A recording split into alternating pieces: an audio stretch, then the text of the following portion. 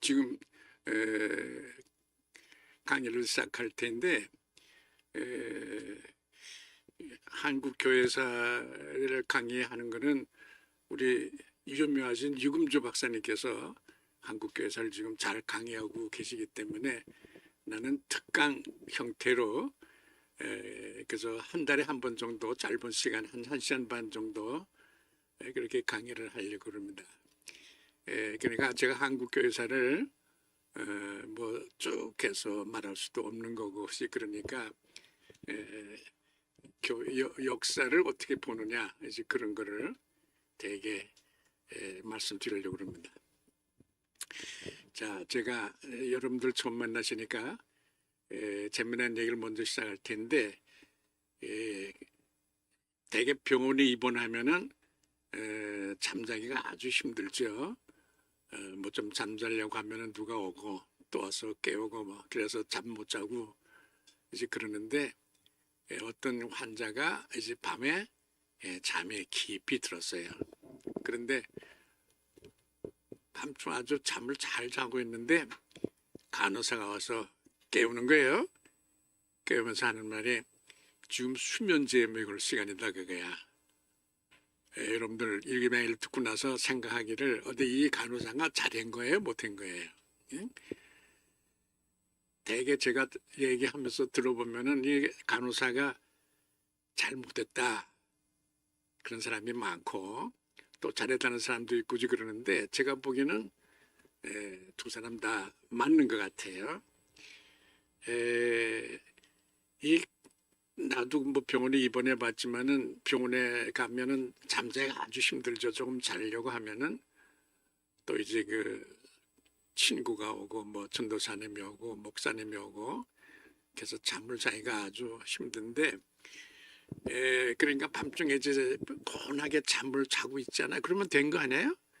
근데 잠을 잘 자고 있는 사람을 깨워서 수면제 먹을 시간이다. 그러니까 그게 말이 안 되는 거죠. 그런데 이 답이 뭐냐 그러면은 뭐 그런 잠자고 있으면 다 되지 왜 깨우느냐 그런 사람도 맞고 그러나 조금 더 정확하게 말하면은 간호사가 잠자고 있는 이 환자를 깨워서 수면제 먹이는 것이 맞다 그런 얘기예요. 만약 그러면은 간호사는 그 처방을 쓰고 약을 주고 하는 그런 거가 책임이 아니라 처방을 쓴 의사의 그 지시에 따라 가지고 일을 하도록 되어 있는 거죠. 그러니까 간호사는 의사가 써준 처방에 따라서 하면 되는 거예요. 우리가 세상을 살 적에 우리 판단대로 하는 게 아니라 하나님의 말씀에 따라서 하는 거죠. 우리가 볼 적에는 뭐 잠자고 있고 잘하고 있고 그런데 못 알아 전도하느냐 뭐 왜 와서 뭐 교회 가자고 말하느냐 그렇게 말할 수 있는데 이 간호사는 아주 잘한 거예요. 왜냐 그러면 자기는 의사가 써준 처방에 따라서 일하는 게 자기의 사명이거든요. 그러니까 세상을 볼 적에 우리도 마찬가지예요. 하나님의 말씀에 따라서 하는 거지 우리 판단에 따라서 저 사람은 전도 안 해도 되겠다. 저 사람은 잘하고 있는데 뭐 그런 판단하는 것이 아니고 우리가 판단해서 하는 것이 아니고 하나님께서 써주신 성경 말씀대로 하나님께서 명하신 대로 우리는 그냥 일하면 된다. 이제 그런 얘기예요. 자, 우리가 역사에서도 그런 것을 우리가 볼 수 있어요. 우리가 판단해서 하는 것이 아니라 하나님께서 우리에게 말씀하신 대로 우리가 하면 된다. 그런 얘기예요. 우리가 그 한국 교회 역사를 얘기할 적에 최근에 일어난 그런 일들하고 아주 밀접한 연관이 되는 그런 일들이 지금 진행되고 있어요. 의사들이 오늘이죠. 오늘 25일 오늘의 의사 그러니까 전국에 있는 그런 의과대학의 교수들이 다 사표를 내겠다.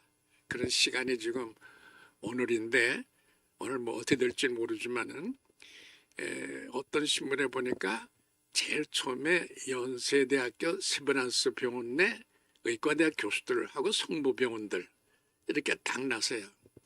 여러분들 뭐 그거 얘기하는 거 보고서는 눈에 띄는 게 없어요?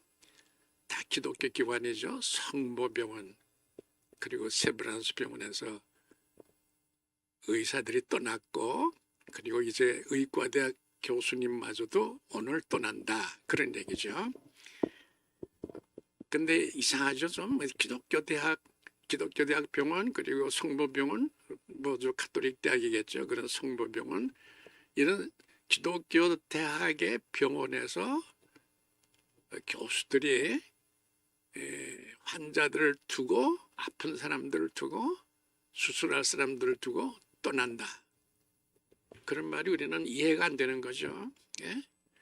뭐 히포크라테스의 선서라든가 그런 거 말하기 전에 기독교 대학의 병원에서 어떻게 그렇게 하느냐 그런 생각들이 드는 아주 심각한 그런 때를 우리가 지금 맞이하고 있습니다. 그런데 더욱 중요한 것은 한국의 선교가 지금 세계적인 그런 교회가 되었어요. 세계에서 제일 큰 교회 10개 중에 5개, 6개가 한국에 있다. 그런 말이고 조영기 목사는 뭐 바울 이후에 제2의 바울이라고 그러죠. 전 세계 모스크바, 인도, 뭐 아프리카, 저 남미 이런 데 안 가본 데가 없죠. 그야말로 로버트 슐러라고 하는 그런 유명 신학자가 그랬어요. 자기도 세계 다녀봤지만은 이렇게 동서양 6대주 5대양 이런 데 다니면서 선교한 사람은 조영기 목사밖에 없다 그러면서 그러고 뭐 영국의 그 파이낸셜 타임즈라고 하는 그런 거 그리고 심지어 에코노믹스라고 하는 세계적인 경제 학술지에서도 조영기 목사의 그 기독교 확장 그리고 한국에서 제일 큰 교회가 여의도 순복음교회다라고 하는 그런 말들을 많이 하고 있어요. 지금 그 정도로 한국교회는 지금 세계적인 교회인데 그런 한국교회 세계적인 교회의 시작이 바로 의료 선교사예요. 우리나라 제일 처음에 들어온 선교사가 알렌이죠.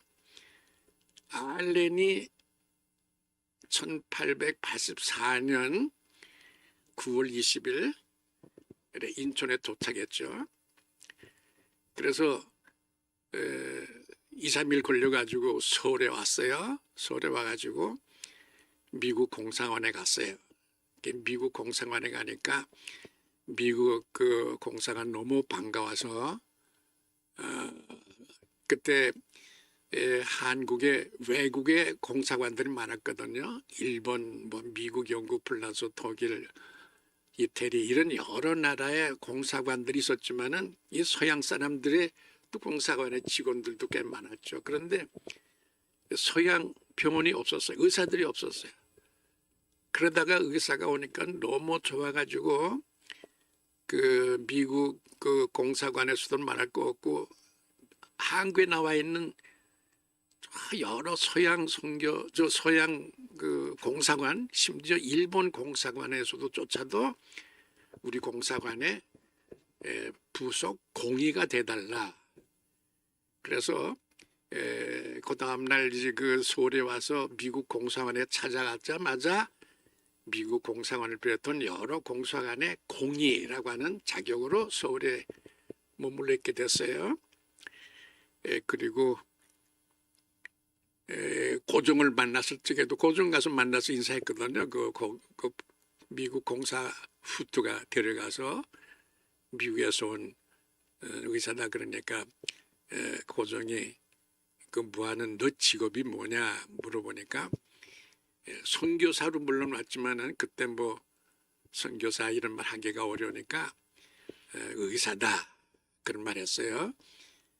그리고 나왔는데 나중에 선교사들이 이거를 흠을 잡았죠. 네가 선교사인데 어떻게 고종한 데 가서 의사라고 말하느냐 그런 말 하면서 흠을 잡은 그런 일이 있는데 하여튼 우리나라에 제일 처음에 들어온 선교사는 의사였고 그 의사의 신분으로 있는데 여러분들 다 아시지만은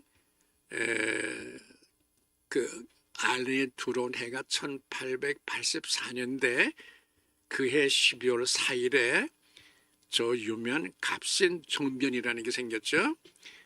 그래서 그 김옥균, 소재필, 뭐 윤치호를 비롯한 이런 사람들이 지금 그 안구동에 우리나라 제일 처음에 뭐 소양식 건물이고 소양식 그런 그 관청이다 그래가지고 우종국이라고 하는 건물이 지금도 있죠. 지금도 거기에 제가 거기에 유금주 박사하고 같이 갔다는데 거기에 문에 써 있기를 우편사문을 보지 않으면 그렇게 써붙였더라고요.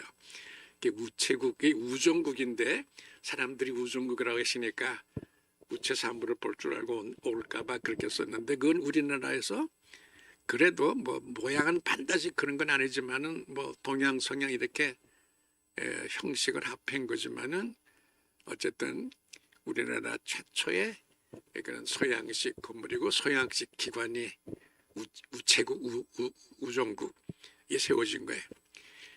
그거를 세우고 거기에서 우체국 우종국 개관식을 한다라고 하는 그런 구실로 말하자면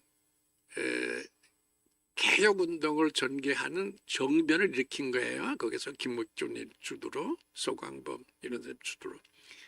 그때 민여이기를 데려와서 민여이기는 우리나라 조정에서 제3인자 고종, 왕비 그 다음에 영의 정도 있고 그러지만은 민여이기가 제3자 정도의 아주 높은 위치에 있었던 사람인데 민여이기를 데려다 앉혀놓고 이제 거기서 우종국 개관식을 한다 하는 그런 구실로 이렇게 다 앉았다가 거기에서 밖에 불이 났다 하는 그런 어떤 신호를 하게 하고 서두는 차에 들어와서 사람들이 들어와서 민여이기를 칼로 찔러서 여러 군데 찔렀어요. 그러니까 일종의 이제 말하자면 혁명하는 거죠. 이렇게 해서 개화파들이 보수파를 없애고 이제 정권을 잡으려고 한 것이 우리나라 그 최초의 말하자면 정부에 대한 모반 그런 그 개혁운동인데 그게 갑신 정변이죠. 근데 그때 사람들이 그 자객들이 들어와 가지고 민여이기를 칼로 찔렀어요. 그래서 민여이기를 사번 뭐 여러 군데 막 찔려가지고 그 죽게 됐죠. 그래서 소란이 났죠. 그 소란이 났는데 그때 우리나라에 와 있던 독일의 그 머이렌돌프 민독효라고 그랬죠 이름을. 그런데 그 메렌돌프라고 하는 그런 사람이 한국의 고문관 비슷하게 와 있었는데 한국 조정에 그 사람이 민여이가 그렇게 무섭게 여러 군데 칼로 찔려가지고 죽게 되니까 그래서 뭐 그때 갑자기 우리나라 한의사들이 가가지고 거기다가 뭐 한약 같은 것도 바르고 무슨 뭐 이상한 것들 여기서 말하기 힘들지만은 송충이라든가 무슨 동물들의 뼈 같은 거 그 갈아가지고 이상하게 해가지고 그것으로다가 이제 바르고 상처에 바르고 그랬는데 그거 더 무섭게 되는 거죠. 그렇게 되면 그 독이 들어와서 견디겠어요? 그래서 아까 말한 대로 그 민도쿄라는 사람이 그 메렌돌프라고 하는 독일 그런 사람이 빨리 알렌한테 연락해서 빨리 와서 내가 수술해달라. 그래서 그 가심 정변이 일어날 그날 밤중에 집에서 알렌이 갑자기 말을 타고 우정국에 왔어요. 그 와가지고 거기에서 이 사람 물론 그 궁중으로 옮겼지만은 궁중으로 옮겨서 거기에 가가지고 알렌이 서양 의술로 그러니까 칼로 벨대를 패고 도려낼 때를 도려내고 이렇게 해서 서양 의술로 민용안이를 민여이기를 수술을 했어요. 그때 우리나라에서는 그 서양 의술이 처음이죠. 그 수술하는 칼로 여기저기 베고 그러니까 만약에 그때 민여이기가 살아났을 길 다행이지 만약에 죽었더라면 칼로 도려내고 수술해서 죽었다 그렇게 돼가지고 뭐 알렌이 뭐 큰일 뭐 사형당할 뻔한 거죠. 죽을 뻔한 거죠. 근데 그런 모험을 해가지고 그렇게 칼을 써가지고 외과 수술을 해가지고 잘 되었길 망정이지. 그게 만일에 잘못되었더라면 엄청난 그런 일을 겪은 그런 일을 알렌이 짐짓했어요. 그래서 수술하고 난 다음에 얼마 후에 미니오이가 살아났어요. 그 무서운 그런 여러 군데 자상을 받았는데도 미니오이가 살아나가지고 그 고종이 너무 고마워서 알렌을 불러다가 칭찬도 하고 얼마 후에 당상 개통 정대부라고 하는 그런 벼슬, 우리나라 말로 하면 차관 정도의 벼슬도 주었어요. 그러니까 이제 그 알렌이 이런 좋은 기회다 생각해가지고 시간을 내가지고 1885년 그 12월 달에 그런 일이 생겼고 그 미녀이가 그 수술하고 난 다음에 다 낫게 되고 이제 그래서 얼마 후에 그다음 그 새해가 되고 나서 1월 달에 고종한테 자 보세요. 이렇게 서양 기술로 이렇게 다 죽어가는 사람도 거쳤으니까 서양 병원 세우면은 우리나라 사람들한테 큰 도움이 되고 우리나라가 문명한 그런 나라가 되는 그런 길이 열릴 터이니까 이 사람을 저 병원을 하나 세워달라 그렇게 요청을 했어요. 그러니까 고종이 그 말을 듣고서 4월 14일에 1885년 4월 14일에 병원을 세우게 했어요. 저쪽 그 지금 제동이죠. 안국동 있는 저쪽 제동 그쪽에 그 왕립병원 광회원을 세우게 했어요. 이 광회원을 세우게 했는데 이거 얼마 후에 한 2질 정도 한 열흘 정도 후에 이것을 제중원이라고 거쳤어요. 자, 여러분 강의를 잘 듣고 계시죠? 이 우리나라에서 제일 처음에 세워진 병원이 광해원, 그리고 그 다음에 얼마 후에 거쳐가지고 제중원이라고 그랬는데 여러분들 여기서 뭐 눈에 띄는 거 없어요? 우리에게 강의할 때 자꾸 이게 무슨 뜻인가 이렇게 자꾸 의문을 가지고 질문을 하면서 하면은 강의가 훨씬 더 생기가 있고 의미가 있고 보람이 있어요. 자, 여러분 한번 생각해 보세요. 광해원, 제중원 이게 우리나라 제일 처음에 세워진 병원인데 이 이름 보면서 뭐 느끼는 거 없어요? 잘 보세요. 광해원, 제중원이에요. 잘 들어보세요. 잘 잡으면 여기 병자가 없죠. 병원이라는 게 없어요. 병자가 들어가면 괜히 무섭죠. 제중, 병원, 광회, 병원 그러면 병 앓는 사람이 가죠. 지금도 내가 여러분들도 다 아시지만 지금도 길거리 지나가다가 큰 병원에 보면은 암병원 그런 게 있죠. 암병원이라고 쓰면은 거기에 지나가는 사람이나 들어가는 사람이 처음부터 무섭지 않아요? 암병원. 왜 이름들을 그렇게 짓죠? 이름을 짓더라도 그냥 뭐 광해원, 제중원 이거 처음에 이런 걸 짓게 한 그런 것이 얼마나 의미가 깊다 하는 걸 여러분들이 생각하셔야 돼요. 지금도 저 세브란스도 지나가 보면 크게 큰 병원이 거기다가 암병원을 그렇게 썼어요. 캔서, 암. 그러면 거기에 지나가는 사람도 무섭고 들어가는 사람도 무섭고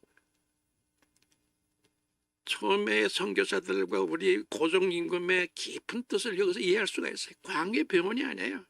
제중 병원이 아니에요. 광해원, 제중원 이런 거 들을 때 우리 마음에 감동이 있고 눈물이 나는 거 아니에요. 세상을 이렇게 살아야 되는 거예요. 그렇게 해서 하여튼 병원에 세워졌어요. 그리고 그 다음 달에 5월 달에 가서 알렌을 왕실에서 왕을 돌보고 왕비를 돌보는 민비까지 돌보는 그런 어의 왕을 이렇게 치료하고 그러는 어의로 그를 삼았다 그런 얘기예요. 그리고 그 다음에 그 병원에 잘 되고 그래서 뭐 하루에 뭐 어떤 때는 100명도 거쳤다 그런 기록이 남아 있고 그때 뭐 처방했던 약의 기록들도 다 남아 있고 그래가지고 그리고 이게 사람들이 너무 많이 오니까 나 혼자 못 하겠으니까 선교사들이 들어와서 나를 도와야 된다 그런 의미에서 온도우드나 아펜솔레나 스크란들이 들어올 적에 그 사람들이 이 병원을 돕겠다라고 하는 그런 구실로 들어왔어요. 그러면 우리나라 최초의 선교가 기독교 때문에 됐고 그리고 엄청난 그런 결실을 맺게 되었고 그래서 1909년에 게일이라는 선교사가 코리안 트랜지션 한국 지금 변해가고 있다라고 하는 그런 책을 쓰면서 한국 선교의 시작은 의료 선교사 하는 말 쓰면서 눈물을 기운 글을 썼어요. 한국 선교는 아픈 사람 돌보고 죽어는 살리고 하는 그런 병원에서부터 시작됐다. 그들이 한국을 일으켜 세우고 그들이 한국에 기독교가 들어올 길을 열게 했다. 그런 말을 게일이 쓴 글이 지금도 남아있어서 그 글을 읽을 때마다 우리들이 가슴이 뭉클한데 선교사들이 우리나라에서 제일 처음에 한 일 그리고 그들이 한국에 들어올 수 있었던 이유는 사람을 고치는 거예요. 병자를 고치는 거고. 제가 이 얘기를 왜 이렇게 길게 했느냐 그러면 한국 교회 시작이 의료 선교에서 시작했다 그런 말을 하겠어요. 그렇지만은 제가 오늘 조금 과한 말을 할게요. 세브란스 의과대학 성모병원의과대학의 교수들이 사표를 낼 수가 없습니다. 우리나라 제일 처음에 선교가 의료에서 시작했어요. 그분들은 목숨을 내놓고 다녔습니다. 1895년에 통일전쟁이 끝나고 난 다음에 전국에 무서운 전염병이 돌았어요. 그래서 서울 사대문 안에는 양반들만 살게 돼 있었어요. 그래서 문 밖에다 문 안에다 그런 차이가 있었어요. 그래서 사대문 안에는 귀족들 양반들만 살게 되었었는데 이 병이 거기까지도 들어와 가지고 너무 무서워서 죽은 사람은 말할 것도 없지만 살아있는 사람도 길거리 갖다 버렸어요. 저쪽 동대문 옆에 시구문이라고 있죠. 시구문이라니 뭐 지금은 이상하게 써가지고 수구문 물이 나가는 문이다 그렇게 썼는데 본래는 그게 시구문이에요. 시체를 버리는 문이에요 그게. 그러니까 인연 누군지도 모르고 길거리 버리는 사람들을 버리는 데가 시구문인데 경동교회 옆이죠 지금. 근데 거기에서 그렇게 했는데 거기다가 그냥 쌓였어요 시체들이. 서울 사대문 안에는 양반들만 살았고 귀족들만 살았고 왕족들만 살았어요. 근데 그 사람들도 무서우니까 살아있는 사람들 길거리에 버리고 죽은 사람은 다 시구문에 갖다 버리고 이렇게 참아갈 때야. 이때 기독교에서 선교사들이 서울의 선교사들이 또 경기도의 선교사 서울에 와가지고 병원 안에 그런 걸 만들면은 전염병이 되니까 그 달 돌 테니까 서울 안이 아니라 서울 문 밖에 저 지금 충정로조 지금 동아일보 있잖아요. 그 뒤쪽에 지금 그 아현교에 있는 그런 쪽이죠. 거기다가 언더우드 프레드릭 치료소 쉘터라는 걸 거기다 만들었어요. 시내 만들면은 그 전염병이 안 되니까. 그러니까 이것도 참 눈물겹죠. 병원에다가 만들면 병원에 다 옮길 테니까 병원이 아닌 저 변두리 밖에 지금이니까 거기가 그지 옛날엔 거기가 완전히 변두리예요. 아현동. 거기다가 언더우드 프레드릭 쉘터라는 걸 만들어 가지고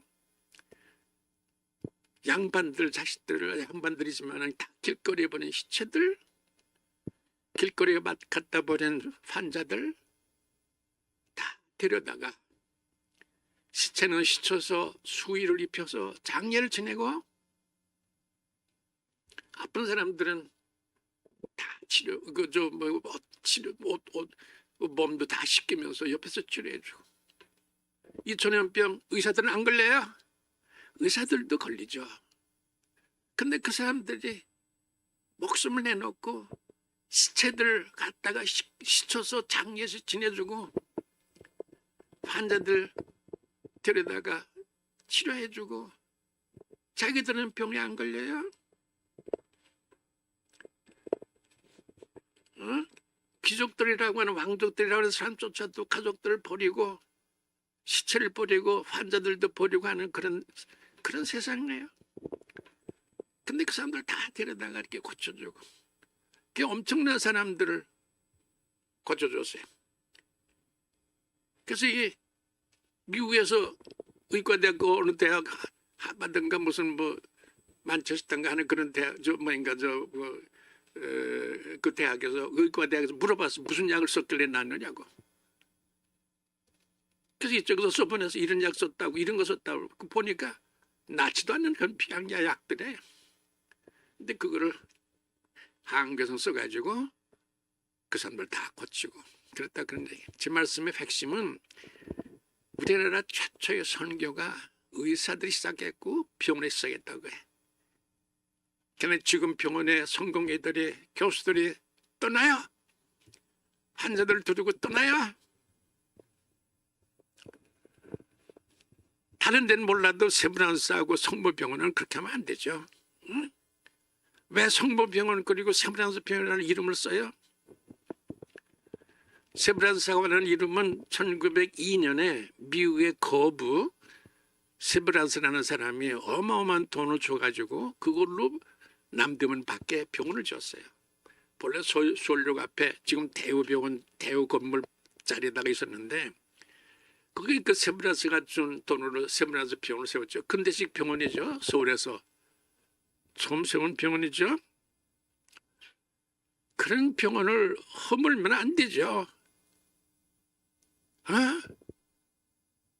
그걸 허물고 지금 대우 빌딩을 지었잖아요. 그리고 세브란스 빌딩 그 앞에 지었잖아요.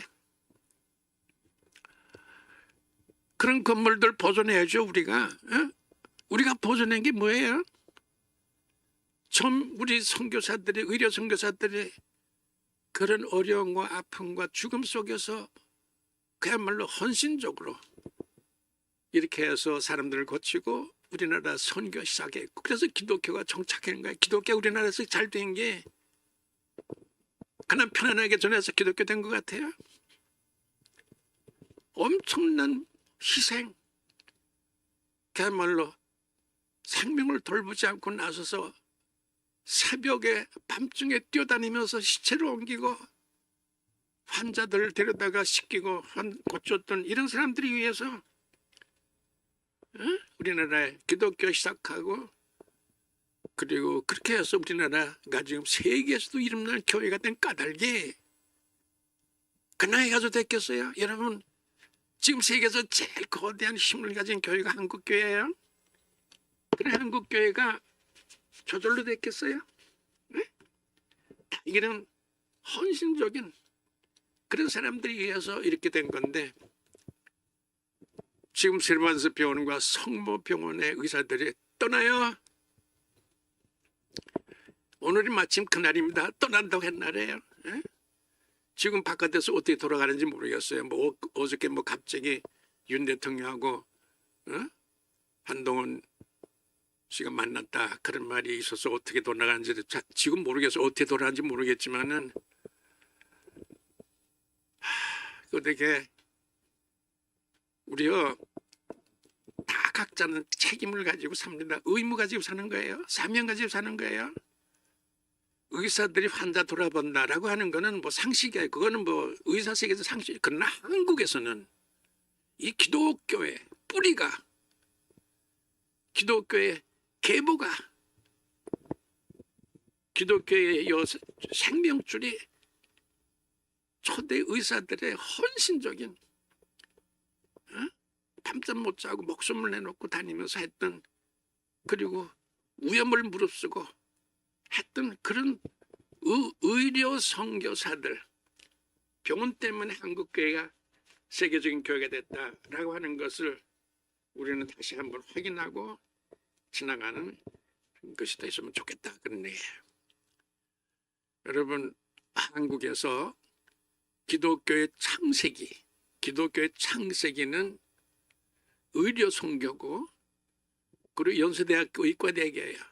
거기에 처음에 광해문으로 시작하고 그리고 제중원 의학교가 되고 그리고 1907년에 최초의 의사 7명을 냈는데 그것도 또 의미가 깊어요. 1907년에 세브란스 의과대학 졸업식을 할 적에 거기에 알렌이 처음 우리나라에 들어왔던 그런 알렌이 보고서를 썼어요. 그 보고서를 지금 그게 국무소에 가 있는데 그걸 제가 봤어요. 역사가는 이런 옛날 얘기를 보고 그것을 그때 감동이 오고 가슴이 찡하고 그리고 눈물 겪고 그리고 그것을 후대에 전해주는 게 역사가의 사명인데 거기에 이런 말이 나와요. 잘 들어보세요. 1908년이 미안합니다. 세브란스 광해원 제중원 의과대학 졸업식 한 그런 기록을 쓰면서 이들 졸업생들은 이날 성직에 안수받았다 그랬어요. 성직에 안수받았다. 이게 지금 세브란스 병원의 의과대학 의학교 졸업식 할 때 모양을 보고 지금 국무성에 내보낸 보고서가 이렇게 세 개 지금 알려진 거죠. 한국의 의사들은 성직에 안수받았다. 이런 글을 썼어요. 그거는 상식적으로 의사도 목사와 같은 일을 한다. 옛날에 이광수가 아주 똑똑한 사람 이광수가 그랬어요. 목사만 하나님 일을 합니까? 노동자도 농부도 상인도 사무원도 하나님 일을 합니다. 주일만 하나님의 날입니까? 월요일도 화요일도 하나님의 날입니다. 이광수가 25살 때 이런 걸 썼어요. 25살 때 이런 걸 썼어요. 이광수가. 이런 의미에서 아담 스미스나 막스 베바도 다 그랬죠. 우리가 세상에서 하는 일은 다 하나님께서 우리에게 맡긴 소명이다. 보케이션이다. 소명이다. 그런 말 하긴 했지만은 여기서 이때 세브란스 의학교 제중원 의학교 졸업식 때 그 졸업생들 7명을 향해서 이들은 오늘 졸업식에서 성직에 오픈리 공개적으로 성직에 임명을 받았다. 안수받았다. 그런 말은 막스 베버나 아담 스미스가 이 세상에서 하는 일은 다 하나님의 일이다. 이광수가 목사만 하나님 일하는 것이 아니다 라고 하는 그런 말 이상으로 한국교회에서는 이분들이 정말 성직자와 같은 일을 했다 하는 것은 특별히 의미가 있는 거예요. 막스 베버나 아담 스미스나 이광수의 말 이상의 정말 초대교회에서 한국 의사들은 성직자와 같은 성직자 이상의 그런 일을 했다 하는 말을 이렇게 공개적으로 세계에 대놓고 한 건데 이런 것이 우리의 빛나는 역사고 감격의 역사고 지금도 품어서 기념탑으로 높이 세워야 될 우리의 역사입니다. 한국에서 의사들은 저럴 수 없습니다. 세브란스와 의사들은 저렇게 하면 안 됩니다. 내가 오늘 우연하게 이 날짜가 이렇게 돼서 여기서 이런 말 하지만은 이렇게 해서는 안 됩니다. 한국교회 창세기가 원점이 제네시스가 바로 세브란스 병원이에요. 연세대학 의과대학에 그걸로 해서 나중에 온도도 들어오고 아펜술라도 들어오고 스캔드레도 들어오고 헤론도 들어오고 에베솜도 들어오고 스코필드도 들어오고 다 들어왔던 거예요. 이런 원점에 미치한 사람들은 그만한 책임이 있고 그만한 사명감이 있고 그만한 명령이 있습니다. 예? 다 아시지만 영국의 왕족들은 다 전쟁에 나가야 돼요. 예? 그들은 다 전쟁에 나가야 돼. 나이가 관계없어. 딴 사람들은 뭐 20살에서 몇 살까지 병역이 있지만 왕족들은 나이에 제한도 없어요. 2차 대전 쪽에 그때 왕 조지 2세인가요? 그 다음에 삼촌인 켄트공은 72살에 불란서 전선에서 와서 죽었어요. 응? 엘리자베스 여왕은 2차 대전 쪽에 운전병이었어요. 집차 몰고 뒤에다가 군인들 태고 다녔어요. 우리에게는 하나님께로부터 받은 사명이 있어요. 다 그렇다. 그럴 수 있어요. 그렇지만은 우리나라에 들어와서 이랬던 그런 선교사들의 역사를 아는, 그리고 거기에서 일하는 사람들에게는 그만한 책임이 있고 그만한 사명감이 있다 라는 것을 다시 한번 확인하는 오늘이 되었으면 좋겠다, 그런 생각입니다. 신문도 이상하게 그렇게 내요. 세브란스와 성모병원의 의사들, 교수들이 사표 내려고 한다. 그렇게 왜 어느 신문인가 그렇게 냈어요. 세브란스와 성모병원 딱 찍었어요. 다른 병원하고 다르다, 그런 얘기죠. 다른 병원은 그럴 수 있지만은 세브란스하고 성모병원은 그럴 수가 없다, 그런 얘기죠. 오늘 제가 강의를 시작하기 전에 이런 얘기를 제가 합니다. 또 지나가다가 한 가지 생각되는 거는 세브란스인데, 세브란스 말이 영어의 시비어에서 나왔어요. 그 이름이 세브란스인데 시비어 렌스예요. 그러니까 시비어라는 건 엄격하다, 그런 얘기죠. 시비어, 엄격한 시비어인데 렌스라니까 명사가 되는 거죠. 엄격함, 그런 건데, 이 세브란스라는 말을 한국말로 번역할 적에는 세브란스라는 말이 없으니까 세브란시라고 했어요. 세브란시라고 하는 것은 세상이라는 세자에다가 부활 부자에다가 난꽃이라고 하는 난 아름다운, 현란하다고 난자에다가 쓰는 스자가 없으니까 시자를 써. 시자라고 하는 거는 머릿속에 잘 생각해 보세요. 사람 인자에 생각할 사자, 사람 인자에 생각할 사자를 쓴 거예요. 그게 사전을 보면은 힘센 시 그랬어요. 힘이 세다 하는 말 쓸 적에 시자라고 써요. 근데 한문이 참 묘하죠. 사람 인자에다가 생각할 사자를 쓰거든요.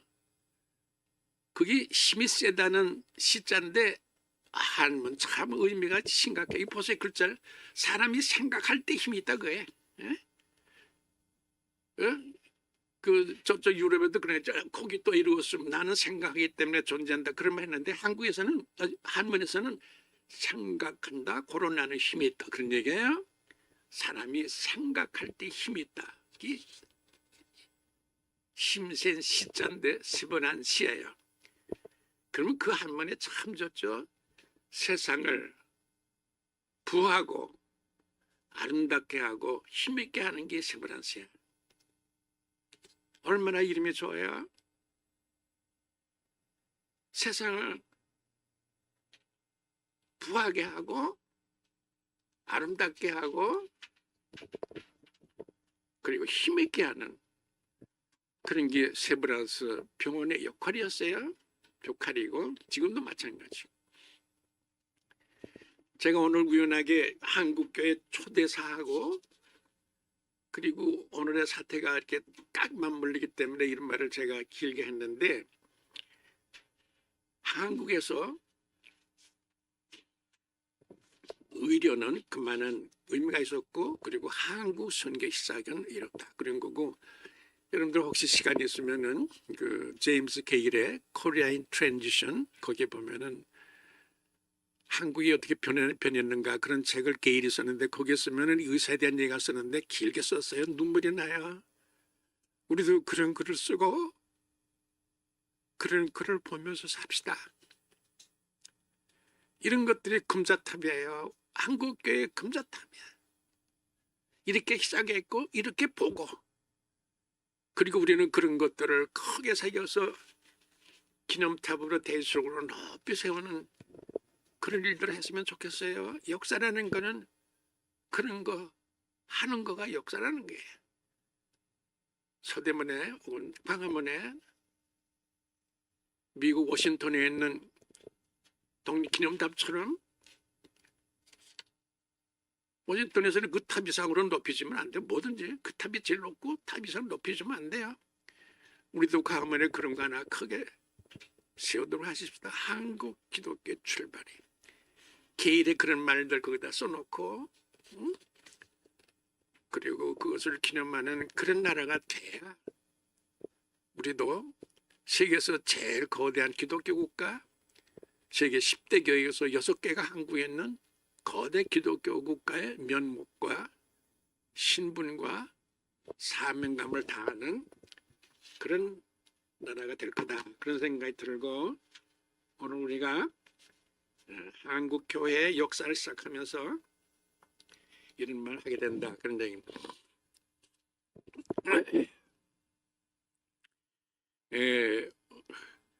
오늘은 제가 한국 교회를 하지만은 우리 유 박사님이 뭐 워낙 총명하시고 지식도 많으시고 또 판단력도 크시고 앞을 보는 계시력을 가지고 강의를 뭐 아주 명강의를 하시기 때문에 저는 그 역사라는 게 되게 어떤가라고 하는 그런 쪽으로 얘기를 시작하려고 합니다.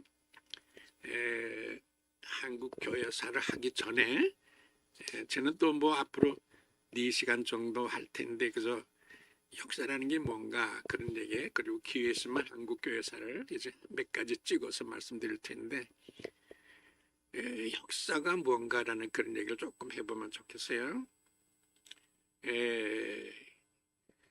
역사에 대해서는 우리 그 복음서에는 거지 나사로의 얘기를 해보면 좋겠어요.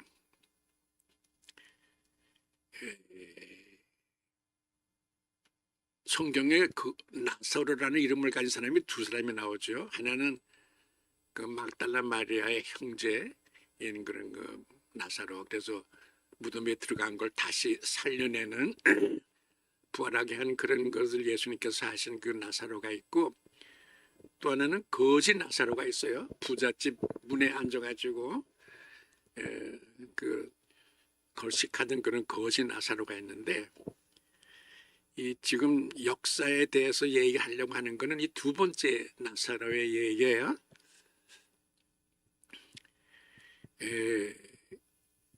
거지 나사로가 있었는데 거지 나사로도 죽고 그 집에 부잣집 그 부자도 죽었어요. 그 다음부터 얘기해요. 지금 죽고 난 다음부터 얘기해요.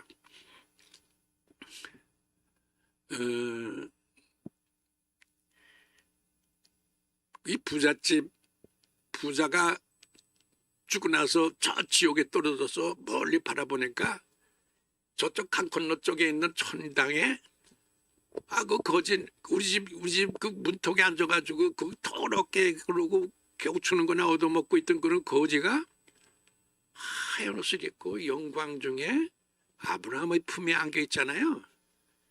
자기는 지금 이 지옥 속에서 지금 말라 죽고 지금 뭐 물이 먹고 싶어서 지금 불타고 있는데 그래서 지금 죽고 난 다음에 얘기입니다. 그래서 이 부자가 그 지옥 속에서 불타는 그런 속에서 너무 힘들고 목말라 가지고 아브라함한테 난 물 한 방울만 입술에 적셔달라고 내가 지금 타 죽을 지경이니까 물 한 번 달라고 그러니까 다 아는 얘기죠. 그러니까 아브라함이 주고 싶지만은 여기서 지옥을 갈 길이 없다. 너무 크게 이게 막혀 있기 때문에 여기서 지옥을 갈 수가 없다. 그러니까 이게 부자가 막 그냥 울고 통곡하면서 하는 말이 그러면은 나사로를 다시 세상에 보내달라. 세상에 보내서 우리 식구들 보면서 우리 식구들한테 세상에 있을 적에 좋은 일 해서 제발 천국에 가지 지옥에 오지 않도록 해달라. 우리 집안에서 이 부자가 그래도 용어야. 이 지옥은 자기만 오고 싶지 다 데리고 오고 싶진 않다 그거예요. 아브라함한테 사정을 했어요. 야곱을 저 거지를 보내가지고 나사를 보내가지고 우리 집 사람들한테 다 얘기해서 세상에 있는 동안 착한 일을 하고 옳은 일을 해서 죽고 난 다음에 지옥에 오지 않게 해달라. 그러니까 잘 들으세요. 지금부터. 그러니까 아브라함이 그거는 네가 가지 않더라도 성경 속에, 성경이 다 역사, 여러분들 구약 성경 보면 다 역사예요. 그게 뭐 날짜 다 있고 뭐 바람이 어디서 불고 뭐 강을 어떻게 건너고 그게 다 역사예요. 구약 성경이 역사고 성경 자체가 다 역사예요. 그러니까 아브라함이 그 부자한테 그거는 다 역사 속에 있다. 다 기록이 돼 있다. 그걸 보고서 그대로 살면은 여기 지옥에 안 떨어지고 천국에 올 수 있다. 그러니까 잘 들으세요. 그러니까 이 부자가 하는 말이 나도 다 보았습니다. 나도 그를 다 봤습니다.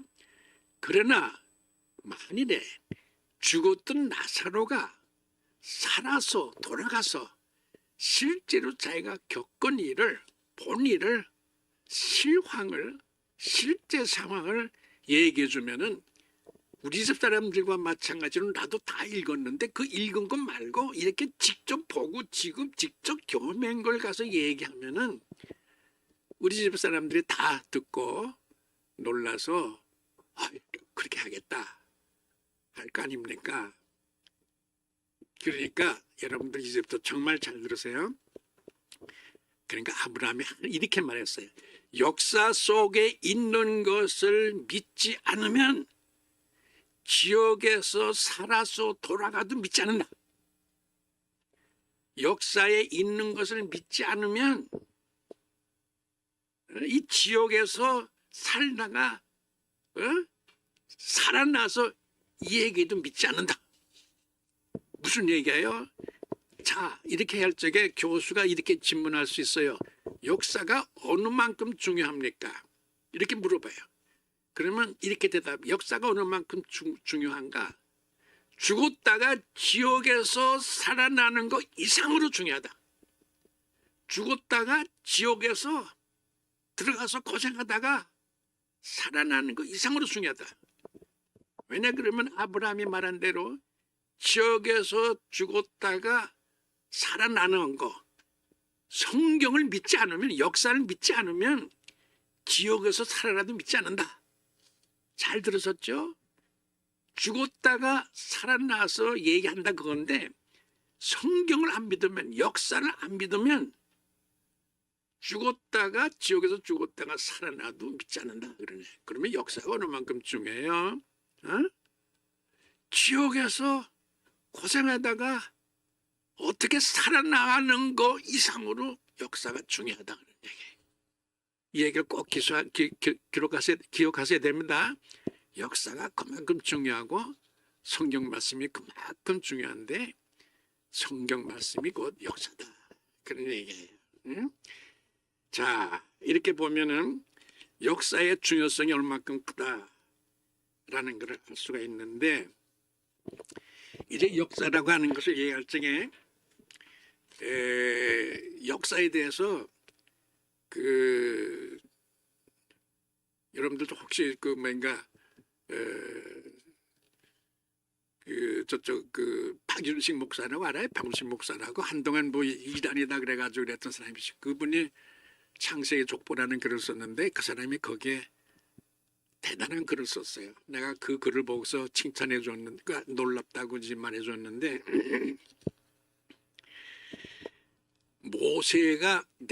모세가 죽기 전에 고별사를 했어요. 모세 참 묘하지. 여러분들 참 들어보세요. 모세는 그렇게 고생을 하면서 젖과 끓이는 가나안 땅 바로 앞에까지 왔어요. 그러면 그렇게 고생을 하고 죽을 뻔하고 그렇게 좋은 일을 하는데도 밤낮 자기 백성들한테 오해받고 죽을 뻔하고 그렇게 고생을 하면서 이스라엘 백성을 젖과 끓이 흐르는 가나안 땅 앞에까지 끌고 왔는데 하나님이 그 강을 못 건너가게 하는 거예요. 너는 여기까지만 온다 그거예요. 아니 지금까지 고생을 쭉 하면서 젖과 끓이 흐르는 가나안 땅에 이 백성들 끌고 오기 위해서 40년, 70년 얼마나 오랫동안 고생을 하면서 끌고 왔는데 나 같으면 그래? 그러면 요 단계 여기 가서 물 떠먹고 그리고 거기 갔다가 다시 돌아와서 죽어라 그랬을 텐데 하나님은 모세가 나 요거 건너가서요 아름다운 땅에 건너가서 레바논 산도 바라보게 하고요. 그리고 요단강 물도 먹게 하고요. 이렇게 건너가게 해주세요. 그랬죠. 그죠? 여러분들 다 성경 보시면 신명기에 나와요. 오늘 아침 바로 내가 그 성경을 읽는 날인데 매일 성경 보는데 하나님이 무서운 분이에요. 이렇게 말해. 너 다시 그 얘기 하지 마. 너 그 얘기 다시 하면 없어. 그런 말이에요. 하나님이요. 아니 지금까지 고생했으면은 그래 요단강 건너가서 물도 먹고 돌아와 주고 그렇게 해야 되는 거 아니에요? 그만큼 고생했는데. 근데 모세가 나 건너가서 아름다운 땅 보고 북쪽에 레바논 산 보고 그리고 돌아와서 죽겠습니다. 그랬더니 너 다시 그런 말 해봐. 가만 안 둬. 이렇게 무섭게 얘기하시더라고요. 이거 보면서 여러분들 느끼는 거 뭐 있잖아요. 우리는요. 우리 인생에는 어떤 경계라는 게 있어요. 나는 여기까지 가고 내 사명은 여기까지라고 하는 거. 주께서 나에게 줄로 재어준 구역은 아름다운 곳에 있으며 그런 거 있잖아요. 성경에. 주께서 나에게 줄로 재어준 구역이 있어요. 거기에서 우리는 살게 되었고 그거 끝나면 가는 거예요. 어? 우리는 이 세상에 어느 데까지 오게 됐습니다. 근데 모세는 이 요단강 바로 전까지가 사명이에요. 그래서 모세가 죽을 때 120세죠? 근데 그 건강이 어땠어요? 그의 눈이 흐리지 아니하고 그의 기력이 쇠하지 아니했더라. 그러니까 얼마든지 갈 수 있는 거예요. 건강하게 뭐 강도 건너가고 산도 건너고 갈 수 있는 건데 너 못 가. 너는 여기까지야. 여러분 이 하나님의 말씀을 귀에 생각해 보시기 바랍니다. 우리는 줄로 재어준 구역이 있어요. 거기까지 하는 거예요. 건너갈 생각 말아요. 우리는 거기까지 부름을 받았어요. 메가도도 그랬죠. 나는 더 살 수 있지만 노병은 사라져간다. 이제는 끝난 거예요. 노병은 죽지 않고 앞으로 더 할 수 있지만 사라져간다. 가는 거예요. 메가도 아주 훌륭한 분이에요. 그 믿음이 아주 그 어머니가 항상 쫓아다니면서 그게 내가 메가도 무덤 가봤더니요. 메가도 무덤 옆에 부인이 있어야 될까? 되게 무덤이 이렇게 두 개 있으면 부인 옆에 있어야 될 거 아니에요? 근데 메가도 바로 옆에 무덤은 메가도 부인이 아니라 메가도 어머니예요. 난 그런 무덤 처음 봤어요. 그 어머니가 메가도를 그렇게 필리핀 갈 때나 일본 올 때는 어디나 밤낮 쫓아다니면서 너 오늘 기도했어? 너 오늘 새벽기도 갔댔어? 밤낮 그러는 거야. 메가도가 그 어머니 때문에 그렇게 된 거예요. 근데 그 메가도가 다 끝나고 나서 노병은 죽지 않다고 죽지 않으면 사라져가는 끝났다 그게. 우리 인생에는 경계가 있고 그 경계를 뚜렷하게 보고 가는 거가 하나님께서 주신 거다 그런 얘기입니다. 난 모세의 그 얘기를 들으면서 그런 생각이 들어요. 그렇게 고생했으면 요단강 건너가서 물도 먹고 죽겠다는데 너 그런 말 다시 하지 마라. 다시 하면 그는 없애. 이렇게 하나님께서 엄포를 주시더라고요. 그런 기독교의 신앙을 우리는 가지고 산다 하는 생각을 늘 하시고 가시기를 바랍니다. 근데 그 모세가 죽기 전에 신명기에 마지막 고별사가 있죠. 그 고별사가 이렇게 했어요. 옛날을 기억하라. 여러분들 이거를 그 박윤식 목사가 아주 자기의 그 신학의 핵심이 거기 있다 그래가지고 내가 칭찬을 많이 해줬어요. 나도 놀랐고 옛날을 기억하라. 역대의 연들을 생각하라. 하나님께서는 사람마다 나라마다 경계를 정해줬다. 그 세 마디를 해요. 여러분들도 이 세 마디가 인생의 신앙의 대헌장이라고 생각하고 꼭 지키면서 사시기 바랍니다. 옛날을 기억하라. 역사를 보라 그 말이야. 역사를 보라. 여러분들의 성경 구약 성경은요. 아담 해와 때부터 역사예요. 예수님 올 때까지 역사예요 그게. 옛날을 기억하라. 역대 연대를 생각하라. 연말이 중요해요. 역대 연대를 생각하라 그런 말은 역사에 여기 시기가 있어. 시기. 그 시기는 시기에 따라 나누어서 그때 보라 그런 얘기예요. 제가 이 얘기를 아주 요게 좀 정밀하게 여러분들한테 말씀드릴 테니까 잘 생각하세요. 역대 연대를 생각하라 그런 말인데, 근대 역사, 물론 역사라는 건 옛날부터 뭐 구약 성경 다 역사고 히랍이나 로마 역사가 다 있고 지금 뭐 중국에도 역사가 다 있지만은 이 기독교가 역사에 대해서 어느 만큼 중요하게 생각하는가라고 하는 것을 오늘 지금 우리가 확인하려고 하는 거예요. 옛날을 기억하라, 역대 연대를 생각하라, 나라마다 민족마다 하나님께서 다 경계를 정해주셨다 그런 얘기인데, 이 역사라고 하는 것을 근대 과학적인 입장에서, 근대 학술, 그런 학문적인 입장에서 정리한 사람이 레오폴드 폰 랑케라는 사람이에요. 레오폴드 폰 랑케라는 사람이에요.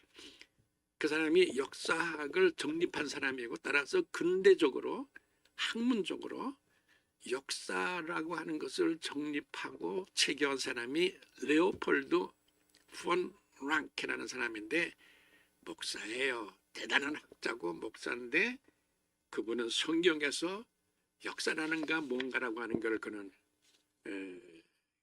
했는데, 그 얘기가 이제부터 제가 할게 잘 들어보세요. 핵심이 하나지만은 세 가지로 나눠서 얘기하는데, 모든 시대는 각각 하나님 앞에 등거리에 있다. 모든 시대는 하나님 앞에 등거리에 있다. 이런 얘기인데, 이 얘기는 무슨 얘기냐 그러면 어느 시대나 각각 다 하나님 앞에 서 있다 그런 얘기. 그리고 등거리에 있다, 같은 거리에 있다. 여러분들 전봇대 보죠? 전봇대 보면은 전봇대 높이는 꼭 같아. 이름이 가끔 산에도 가고 전봇대에도 가고, 그러고 높아지고 낮아지고 하는 거는 그건 지형 때문에 그런 거고, 실제로 전봇대 높이는 어디 가나 꼭 같아요. 시대는 어느 시대는 산에 가고 뜰에 가고 그러지만은 그 시대는 똑같이 하나님 앞에 서 있다 그거예요. 그러니까 잘 들어보세요. 단군 시대나 고려 시대나 신라 시대나 백제 시대나 하나님 앞에 다 똑같이 서 있다 그거예요. 어느 시대가 잘 되고 어느 시대가 잘나고 그런 거 없어요. 발전사관이라는 게 있어요. 발전사관이 제일 나쁜 사관인데, 역사는 이렇게 뭐 초믹사겠다가 정점에 갔다가 그 다음에 몰락한다 이런 식으로 보는 게 발전사관이라고 하는데, 이거는 아주 잘못된 거예요. 예?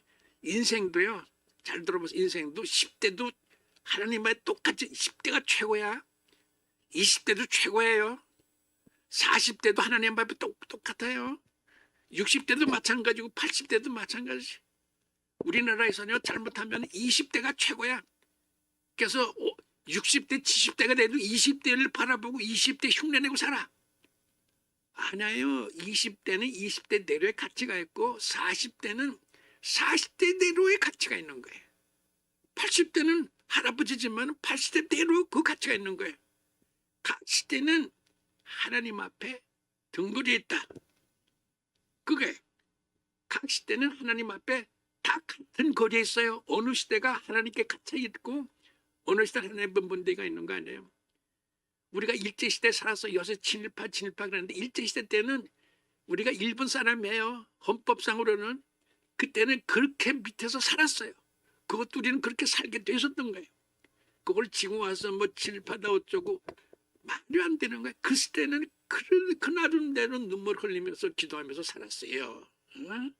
어느 시대나 하나님 앞에 등거리에 서 있다. 아주 중요한 말을 랑케가 했어요. 그리고 두 번째는 똑같은 말인데, 각 시대는 그 자체가 최고예요. 각 시대는 그 자체가 최고예요. 고려 시대는 고려 시대 때도 훌륭하게 살았어요. 신라 시대는 신라 시대 때도 훌륭하게 살았어요. 6.25 때는 우리 6.25 때도 훌륭하게 살았어요.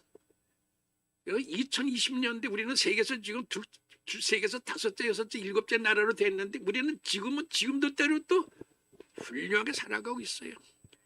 여러분, 역사에서는 어느 시대를 정점이라고 봐서는 안 돼요.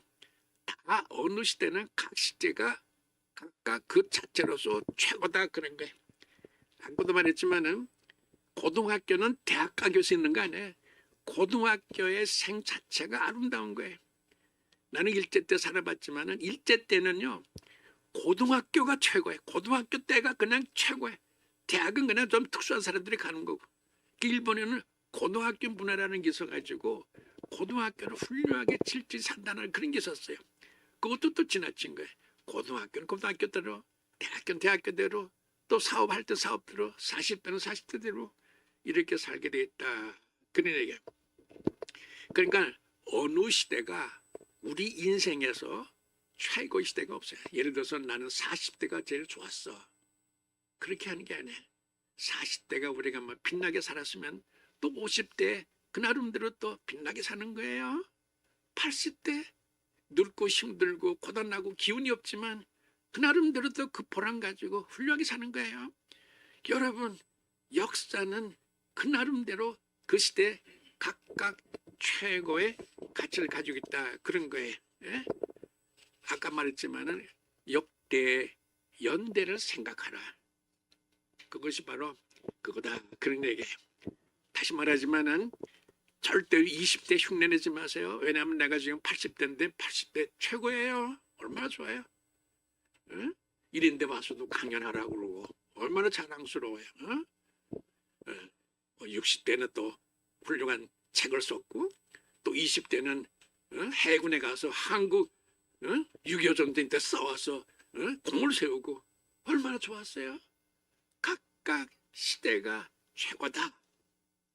이런 것을 사주사례 모세 시대도 좋았고 포수 시대도 좋았고 그리고 돌아와서 살 때 모두가 다 하나님의 은혜 가운데 있고 하나님 앞에 똑같다 그런 얘기예요. 여러분 재미난 얘기 농담 얘기가 하나 있어요.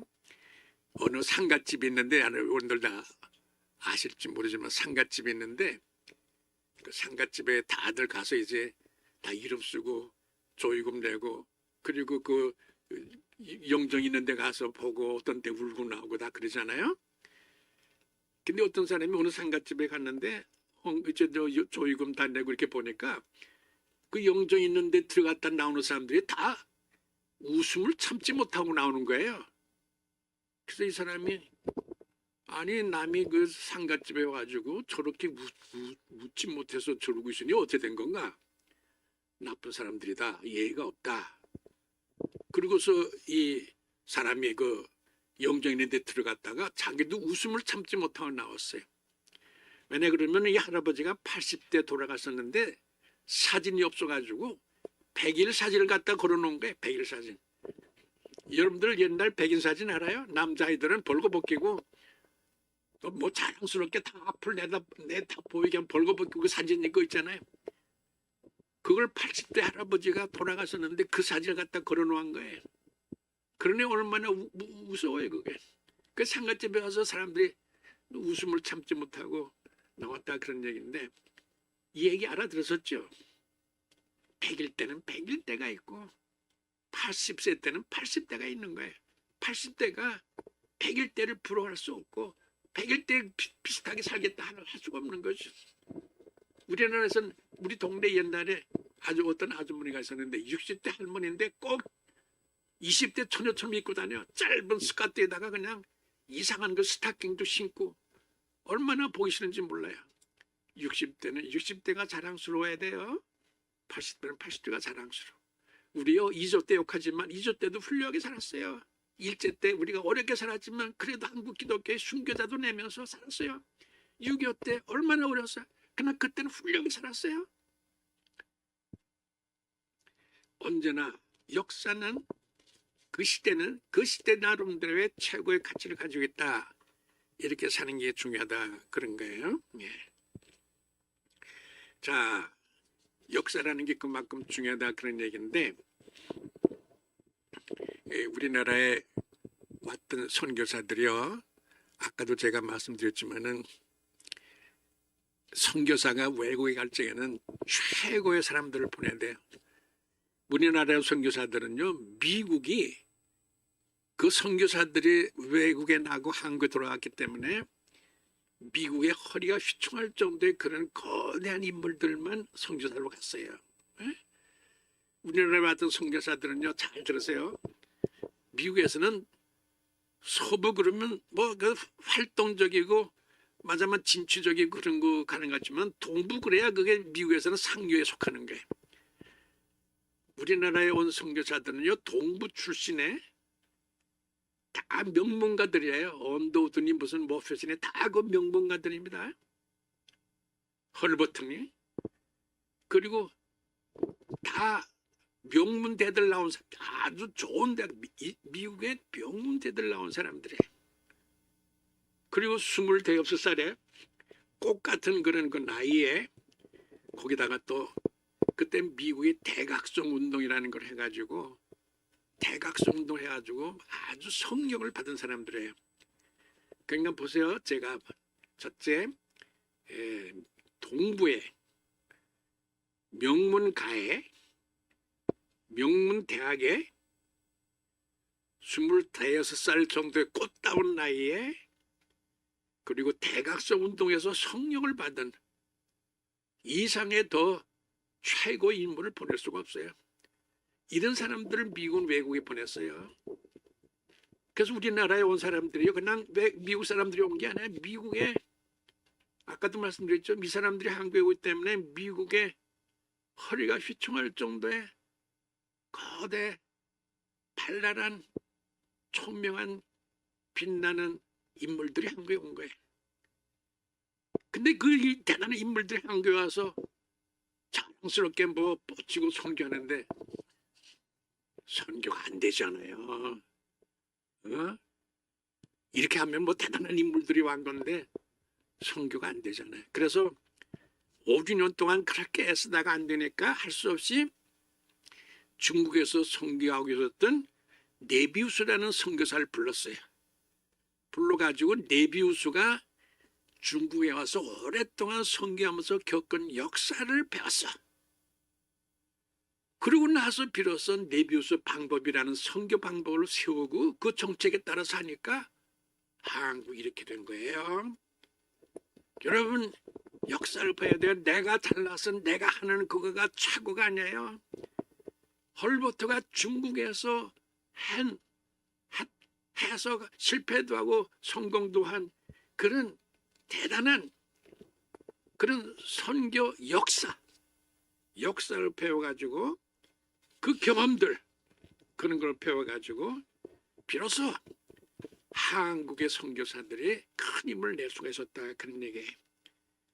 그러니까 이 역사라고 하는 것을 무시하고 안 된다 그런 얘기예요. 이건 아까도 말씀드렸지만 성경 자체가 역사 아닙니까? 우리가 성경 본다고 하는 것은 이스라엘의 역사를 본다는 것과 마찬가지예요.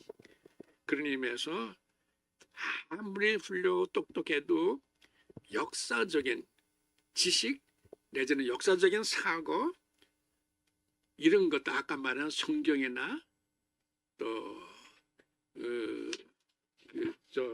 레오폴드 폰 랑케나 우리나라의 그 네비우스나 이런 사람들의 경험을 다 봐서 이렇게 해야만 선교가 비로소 성공할 수 있었다 그런 얘기가 되는 겁니다.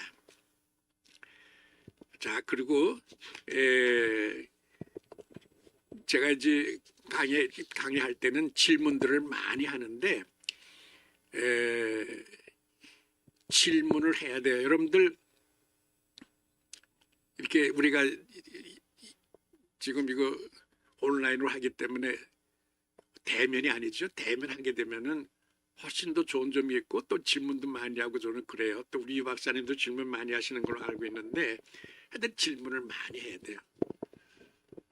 여러분 예수님 가만히 보면요. 예수님은 그냥 얘기하신 적이 없어요. 언제나 질문하고 물어봐요. 내가 어떻게 하면 영생을 얻겠습니까? 그러니까 너 어떻게 성경 읽었어? 그런 게 있잖아요. 그죠? 네? 예수님께서 마지막으로 가실 적에도 너 나 사랑해? 예수님의 생애 전체는 제가 세보니까 30 몇 번 질문하신 걸로 되어 있는데 다 질문이에요. 여러분들 영어의 교육이 뭐예요? 교육. 영어의 교육이 뭐예요? education이죠, 그죠? 동사가 뭐예요? educe. educe가 동사고 education은 명사예요. educe라는 뜻이 무슨 뜻인지 알아요? educe. 교육한다는 뜻이죠. 그런데 educe라고 하는 뜻은 교육한다는 뜻이 아니에요. 끌어낸다는 뜻이요. educe, 끌어낸다는 뜻이요. 그러면 교육이라고 하는 것은 뭐냐 그러면은 가르치고 주는 게 아니라 끌어낸다 그런 뜻이에요. 끌어내려면 어떻게 해야 돼요? 가만히 있으면 끌어내요? 질문해야 되죠. 그러니까 질문과 교육은 떨어질 수가 없어요. 미국 대학, 하버드 대학 이런 데는 다 그 질문하면서 대답한다 이런 거 아니에요? 다 들었었죠. 예? 그러니까 교육이라고 하는 것은 질문하고 그쪽에서 끌어내고 그렇게 하는 게 교육이다. 그게. 여러분 예수님께서도 마지막에 하신 말씀 아시죠? 예수님께서 마지막에 하신 걸 제가 그대로 할게요. 예수님이 하신 아라비익 말로 엘로이스 박다니 무슈아티 시카티. 이걸 만약에 우리가 정서적으로 하면 이렇게 되는 거죠. 엘로이스 박다니 무슈아티 시카티. 이거를 우리 김종준 박사 이것을 찾아냈어요. 어디서. 그래가지고 이걸 하는데 그때 이 강의를 듣던 학생들이 다 흐느꼈어요. 마지막에 무슈아티 시카티가 그 아랍에게서는 굉장히 슬픈 곡이래. 엘로에스 박다니 무슈아티 시카티. 질문이죠. 주님 왜 나를 버리십니까? 예수님의 마지막 음성조차도 질문이야. 나의 주님 왜 나를 버리십니까? 질문은 우리한테 가장 여러분 강의할 때도 질문에 다 정신 차려야지. 가만 내 강의만 하면 아무도 정신 안 차려요. 질문하는 거는 참여야. 참여. 함께 한다 그런 얘기야. 질문해 함께 하는 거예요. 자, 질문하면은 여러분들 다 생각해 보세요. 예수님께서도 질문 계속해서 하셨다 그런 얘기야. 아까도 말씀드렸지만 너 나 사랑해? 응? 너는 어떻게 성경 읽었어? 이런 말 하고 있었잖아요. 그러니까 예수님께서는 항상 질문하시고 뭐 예수님 제일 처음에 질문하신 그가 12살 때 아시죠? 어머니 내가 하나님의 집에 있어야 될 줄 몰랐어요? 어렸을 때부터 질문 마지막까지 십자가에 쏟쳐도 왜 나를 버리십니까?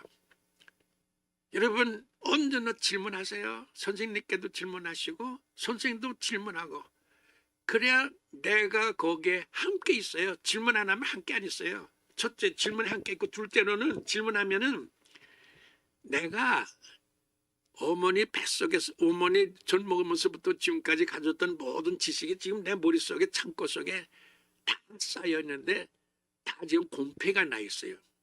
근데 질문하면은 이놈이 삥 돌아가면서 다 한 번씩 건드려가지고 이놈이 다 살아나요. 그러니까 질문하면은 내 속에 들어있는 지식들이 다 새파랗게 팔팔 살아나. 사람이 살아나는 거예요. 머리가 살아나는 거예요. 질문하면은 생생해져 새파래지고 살아나는 거 활성화하는 거예요. 그리고 대답하려면은요 정확하게 하려고 노력을 해. 이렇게 대답해야 되나 저렇게. 여러분 내가 표현에 대한 정제, 이걸 정제를 해. 이걸 잘 다듬어. 여러분들 대장간제가 이렇게 하고 해서 몇 번씩 치고 그러잖아요. 그것처럼 대장쟁이를 해. 내가 이 말을 하는 것이 이렇게 해야 되는가 저렇게 해야 되는가 라고 해서 대장질을 해서 그 말을 잘하게 해요. 그것을 수사라고 그래. 레토릭이라고. 레토릭. 우리 사람들은요 그냥 말하면 안 돼요. 레토릭이 좋아야 돼요. 그러니까 여러분들도 어디 가서 야 그 레토릭 좀 해라 뭐 이렇게 말해도 좋아요. 수사를 해야 돼. 사람이 남에게 한마디를 해더라도 짜증나고 듣기 싫게 하지 않고 정말 듣기 좋게 아름답게, 매끄럽게, 유창하게, 매력적으로 해야 되잖아요. 이게 레토릭을 해야 되는데 우리 예수님은 기가 막힌 레토릭이죠. 언제나 예수님 말 속에 들어보면 다 레토릭이야. 그게 뭐 비유도 말씀하시면서 이렇게 하잖아요. 그러니까 우리는 레토릭을 해야 비로소 그 말의 활성화가 된다. 그런 거거든요. 자, 이렇게 해서 우리들은 질문을 하면서 배우고, 그리고 우리도 질문해야 되고, 그리고 감동의 말로 대답을 해야 되고, 이렇게 된다. 그런 얘기예요. 자, 오늘 제가 첫 시간이기 때문에 우리가 지금 겪고 있는 이 의료 문제, 우리 한국교회 삶이 크다 그런 얘기고, 지금 우리가 어떻게 되는가라는 것을 다짐하시다 그런 거고, 역사라는 거는 어느 만큼 중요한가, 죽었다가 살아나는 거 이상으로 중요하다 그런 얘기를 했고, 역사라고 하는 것은 그 시대 나름대로의 가치를 가지고 봐야 된다.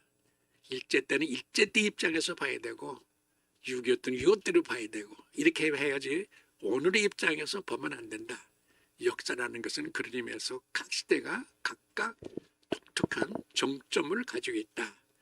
그런 했고, 우리는 반드시 역사를 해야만 된다. 그런 얘기고, 마지막으로 우리들은 문제의 핵심을 알기 위해서 나 스스로도 물어보고 남에게도 물어보고, 항상 그렇게 함으로 지식이 되살아나고 역사가 되살아나는 그런 경험들을 해야 되겠다 하는 말씀을 하면서 오늘은 여러분들과 함께 인사하겠습니다. 여러분 고맙습니다. 예.